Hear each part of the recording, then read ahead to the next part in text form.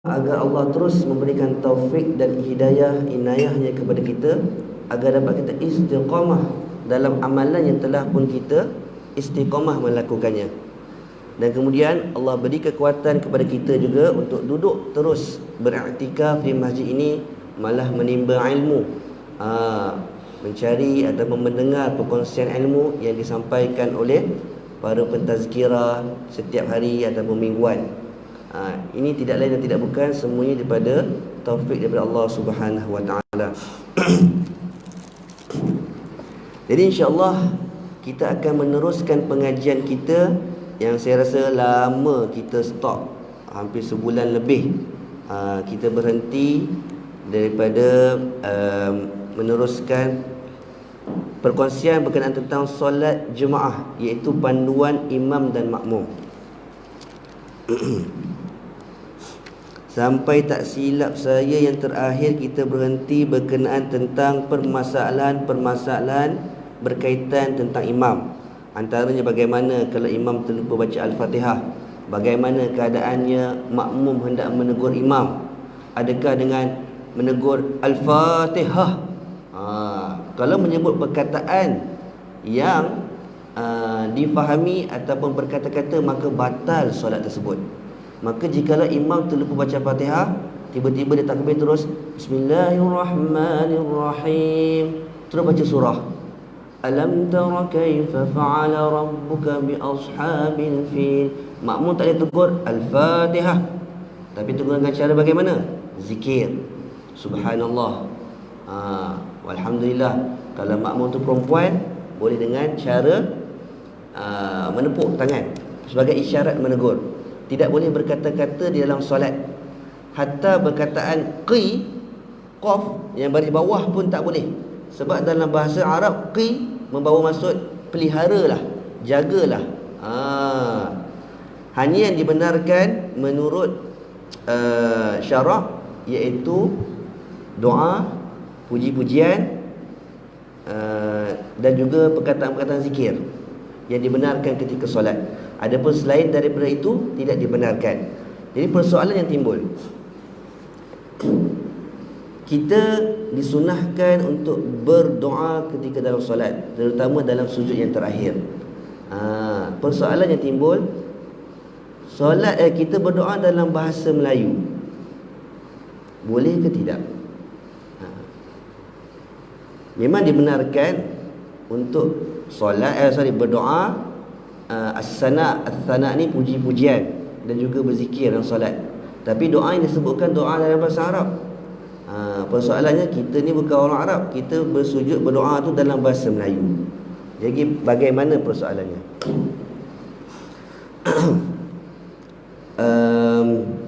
Sedangkan persoalan ni, doa ni dalam bahasa Arab sendiri pun ada khilaf.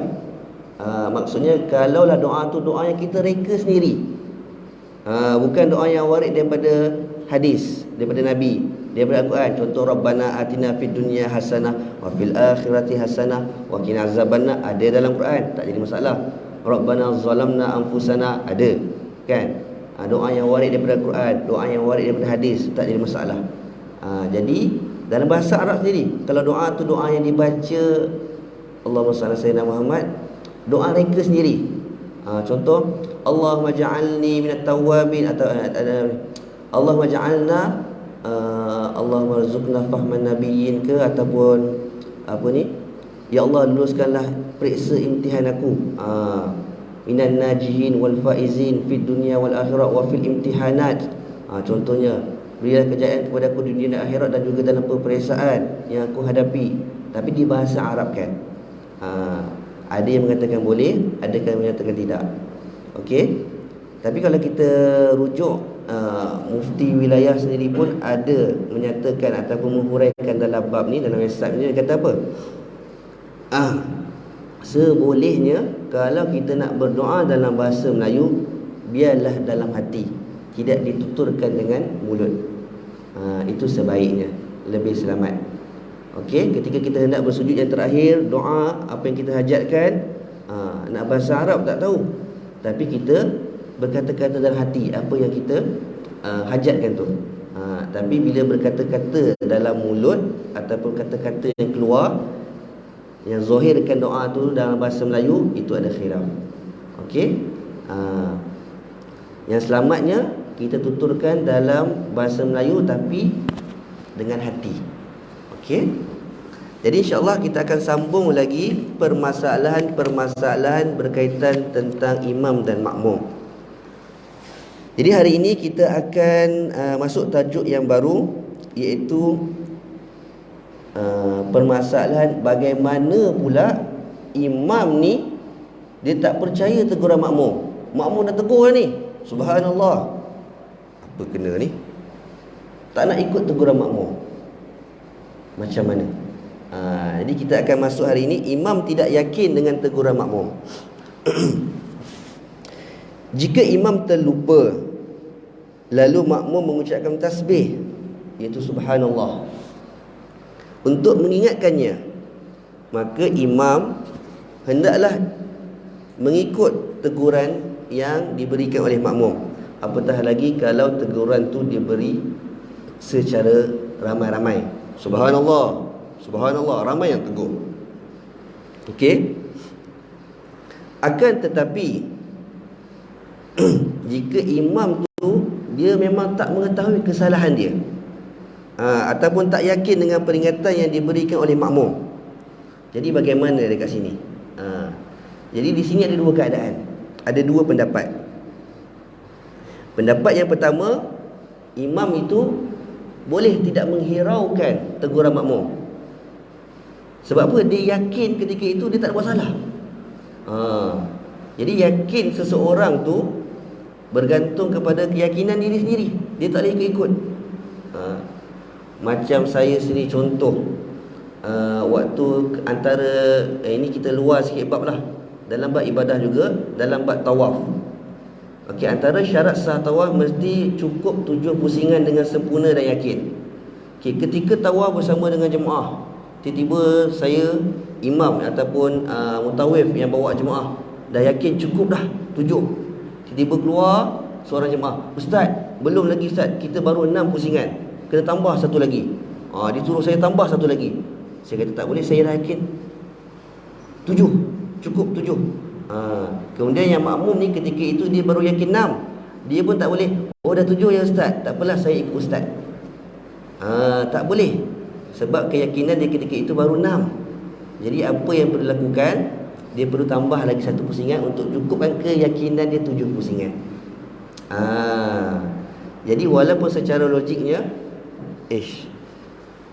saya ikut Ustaz daripada awal, memang ikut belakang, kan?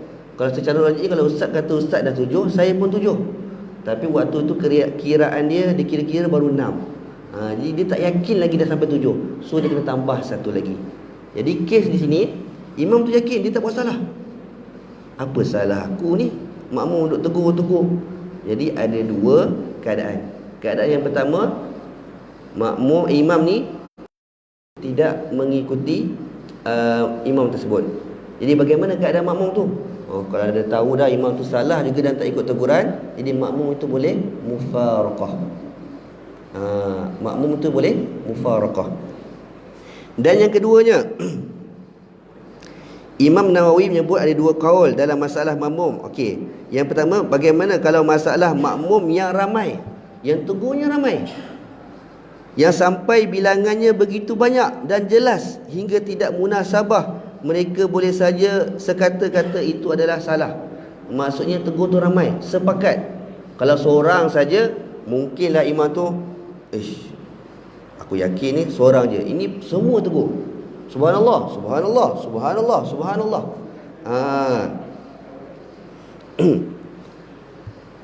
Pendapat yang kedua mengatakan hendaklah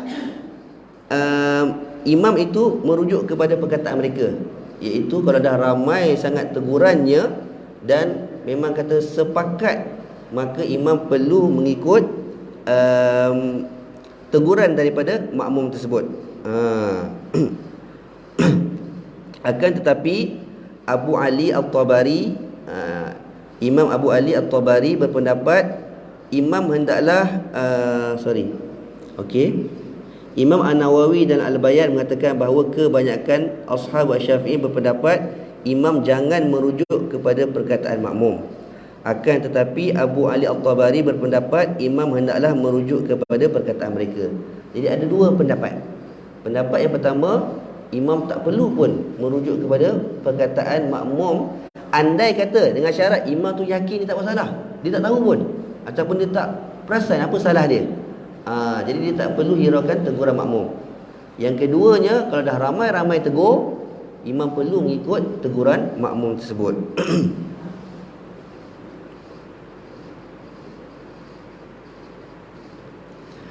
Okey, permasalahan yang seterusnya, bagaimana pula keadaannya jika seorang makmum itu ragu-ragu dengan bilangan rakaat solat imam?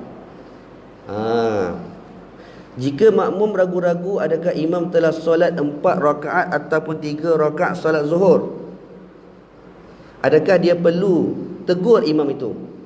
Jadi persoalan di sini, imam ni tak pasti. Makmum ni tak pasti. Imam ni dah 3 ke 4. Imam ni 3 ke 4. Dia nak tegur, tapi takut dia yang salah. Macam yang kes sebelum-sebelum ni, makmum semua yakin imam tu yang kurang. Dia yakin, imam ni kurang rakaat. Dia tegur, subhanallah. So, imam bangun tambah 1 rakaat. Tapi yang di sini pula keadaannya makmum itu sendiri, dia sendiri yang ragu-ragu. Imam ni 3 ke 4, imam ni 3 ke 4. Itu persoalannya. Jadi adakah dia perlu, dalam keadaan dia ragu ni, bukan yakin, adakah dia perlu subhanallah, tegur juga imam? Okey. Dan ini menurut Ar-Rawiyani, iaitu tidak perlu mengucapkan subhanallah. Kerana yang jelas di sini imam menganggap dia telah solat 4 rakaat, sedangkan makmum yang tidak yakin. Dia bukan imam yang tidak yakin, tapi makmum yang tidak yakin dengan kesalahan itu. Oleh itu, dia tidak boleh mengganggu imam dengan ucapan tasbihnya. Namun, jika makmum dengan segera mufarakah daripada imam, maka hendaklah dia menambah 1 rakaat lagi dan sujud sahwi kerana keraguannya. Jadi bila imam dah bagi salam tu, sebelum imam bagi salam tu, kalau dia betul-betul dia masih lagi ragu akan imam tu 3 ke 4. Sebab kalau imam tu dah memang yakin 4, dia tak salah, dia yakin dia 4. Tapi makmum tu, jadi bagaimana? Sebab dia masih dalam keadaan ragu, maka dia perlu mufarakah. Sebab ketika itu dia 3 ke 4, 3 ke 4, ambil yang 3. Kalau kita ragu, contoh pusing atau 6 ke 7, 6 ke 7, ambil yang ke-6. Jadi maka di sini dia perlu tambah 1 lagi rakaat untuk menyempurnakan keyakinannya bahawasanya dia dah sudah solat 4 rakaat. Begitu. Okey. Kemudian dia hendaklah sujud sahwi kerana keraguannya. Jadi di akhir sujudnya tu, di akhir sebelum bagi salam, dia perlu sujud, lafazkan sujud sahwi.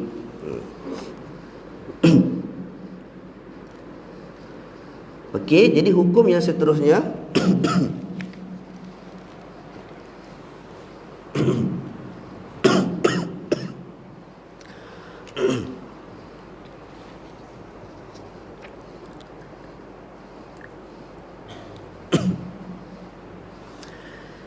bagaimana kita berimamkan dengan seorang yang ummi. Ummi maksudnya di sini bukan perempuan, bukan ummi nama orang. Ummi di sini iaitu mereka yang tak tahu membaca.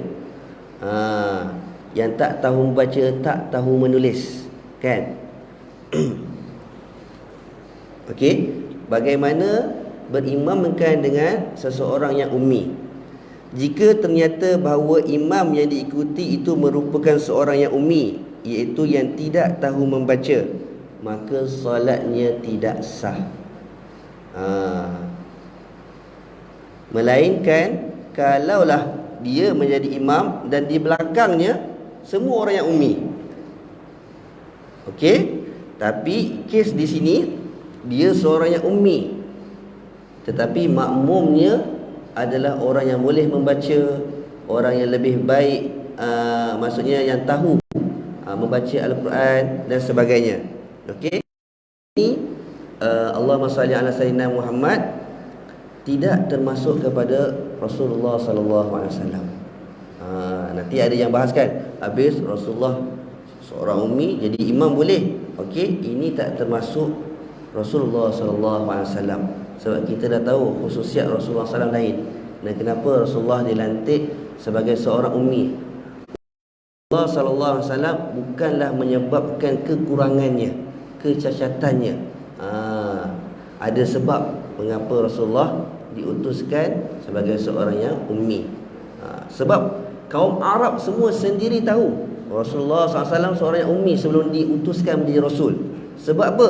Jadi bila Rasulullah sampaikan wahyu, sampaikan kalamullah iaitu Al-Quran Al-Karim, dia tahu macam mana seorang yang tak tahu baca, tak tahu menulis, tetapi boleh keluarkan kata-kata yang indah, yang terpesona, yang cantik bahasanya.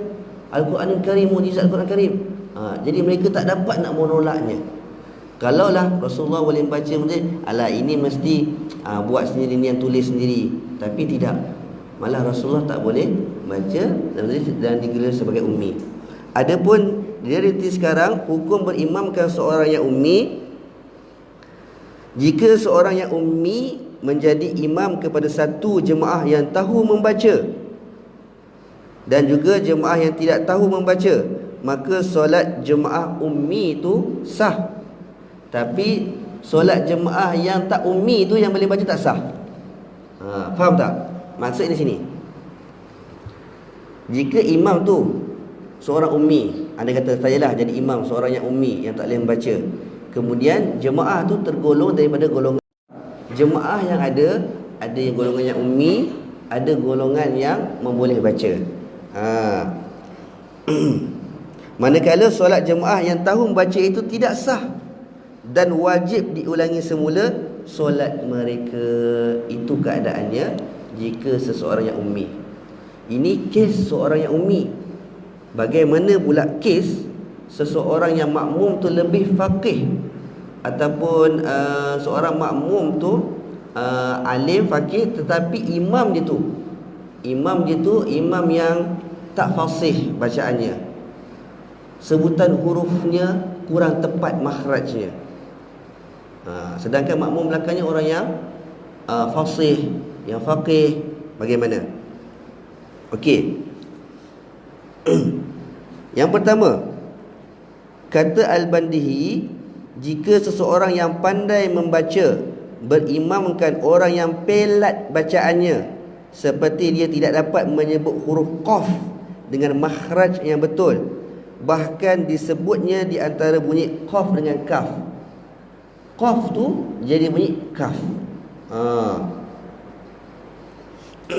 Sebab qaf dengan kaf kan sama, hampir sama makhrajnya, tetapi kadang-kadang hurufnya hampir sama tapi salah sebutan makna lari. Secara mudah, qalbun, qaf lam ba, qalbun. Apa maksud qaf? Apa maksud qalbun? Hati. Tapi andai kata qaf tu ditukar jadi kaf, kalbun. Apa maksud kalbun? Anjing. Jauh tak bezanya? Qaf tu ditukar jadi kaf, qalbun hati, tapi jadi kaf, kalbun. Kalbun anjing, maka lari maksud dia. Itu yang dimaksudkan di sini. Bagaimana jika seseorang yang pandai membaca berimamkan orang yang pelat bacaannya, seperti dia tidak dapat menyebut huruf qaf dengan makhraj yang betul, bahkan disebutnya di antara bunyi qaf dan kaf? Bagaimana hukumnya?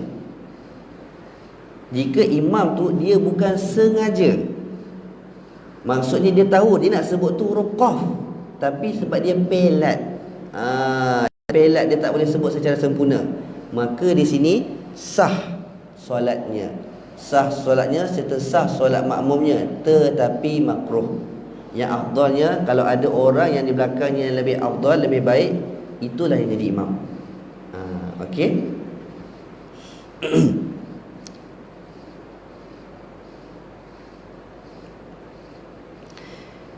Kata Abu Hamid, jika imam itu menyebut huruf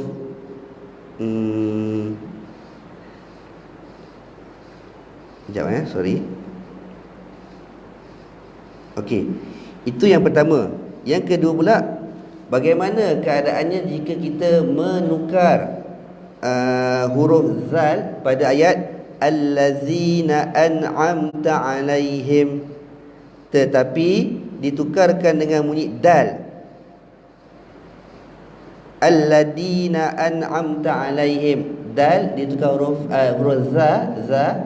Yang lidah kita keluar sikit za, beza dengan zai. Zai makhrajnya iaitu lidah kita kat dalam. Adapun zal iaitu kita keluarkan lidah kita sikit. Az, allazi, zi, kan. Dal. Maka ikutannya sah kerana sebutan sedemikian tidak mengubah makna ayat. Okey. Akan tetapi hukum ini tidak berlaku pada imam yang menukarkan bunyi dhad dengan bunyi zad, iaitu pada ayat walau dhalin, dia tertukar dengan huruf zad, walau dhalin. Okey. Kenapa? Sebab perubahan yang begini mengubah makna ayat, iaitu al-dhalin berarti orang-orang yang bermukim pada waktu siang hari, manakala al-dhalin berarti orang-orang yang sesat. Jadi di dalam Al-Fatihah, sebab tu kita kata perlunya, pentingnya memperbaiki, memperhalusi, orang kata apa, tahsin pada qiraah surah Fatihah. Sebab kalau surah Fatihah, kesalahan ketika baca ada dua, kesalahan khafi, kesalahan jali. Kalau kesalahan khafi yang tak menukarkan makna, maka masih sah lagi. Tapi kalau dah kesalahan tu adalah kesalahan jali, iaitu kesalahan yang besar, yang sehingga menyebab menukarkan maksud ataupun makna ayat, maka tak sah. Sebab apa? Sebab Al-Fatihah adalah rukun qauli. Tetapi kalau silap pada surah-surah masih sah, sebab surah-surah pada bacaan adalah sunnah. Tapi Al-Fatihah termasuk dalam rukun. Bila dia sebut rukun, kena buat, mesti buat dalam keadaan yang sempurna. Rukun. Al-Fatihah termasuk rukun qauli. Jadi walau dhalin bila tukar dengan zat, maka dah berubah makna. Adapun yang tadi alladhi dengan allazi, walaupun salah ketika itu pada ayat tersebut, tapi tak mengubah maksud, jadi masih sah lagi solatnya. Jikalau kesalahan itu menyebabkan bertukar maksud, larinya maksud, maka tak sah solat tersebut. Okey.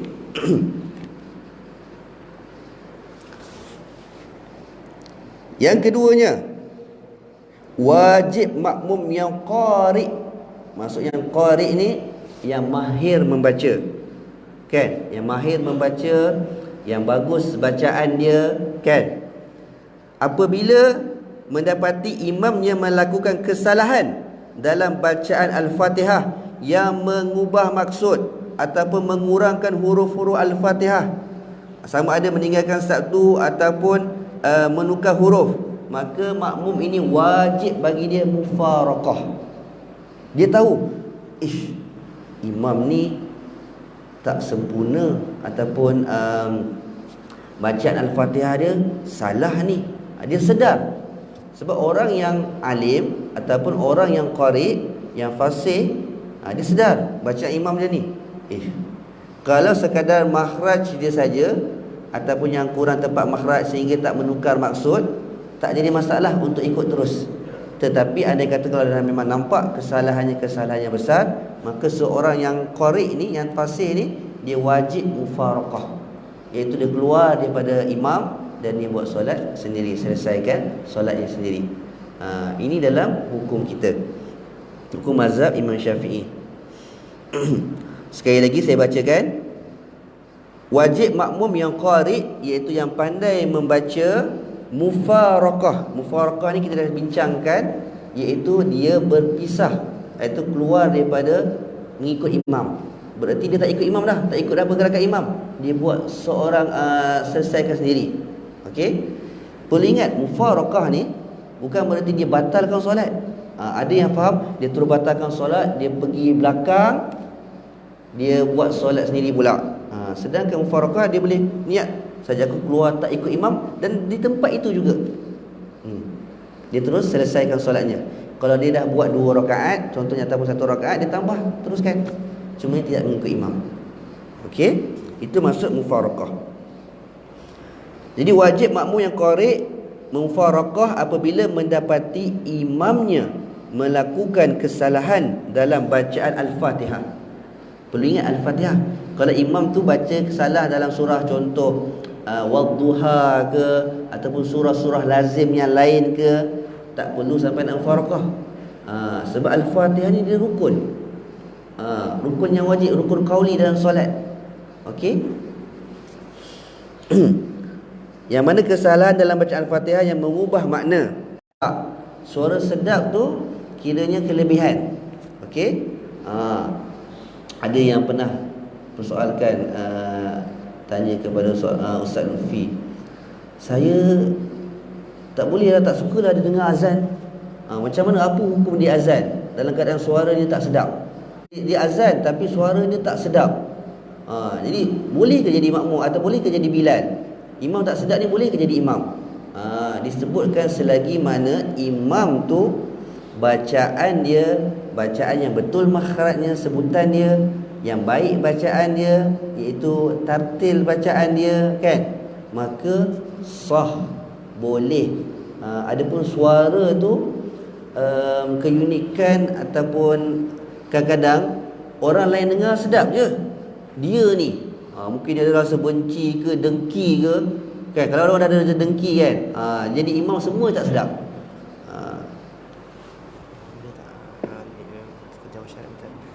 Tangguh kejap berapa Islam sampai isyak tadi. Okey. Buat sekarang. Semua di belakang. Tak sudah datang sini kan. Sekarang ni. Bagi tahu lah ada orang Muslim Islam. Hebat kan? Jadi insya-Allah pengajian kita ditangguhkan, kita muliakan, kita beri laluan kepada insya-Allah saudara baru kita yang ingin masuk Islam pada hari ini di masjid kita ini. Kita sama-sama meraihkan, menyambut saudara se-Islam kita, saudara baru kita. Alhamdulillah. Mungkin ini perkara bukan selalu kita lihat. Mungkin kita lihat sebelum ni di luar, bagaimana orang luar tertarik dengan Islam, tertarik dengan keindahan Islam. Jadi mudah-mudahan menjadi penyebar asbab kepada yang lain. Jadi sama-sama kita meraihkan saudara kita. Bagi jemaah wanita mungkin boleh buka sama, sebab jemaah wanita yang Islam. Okey.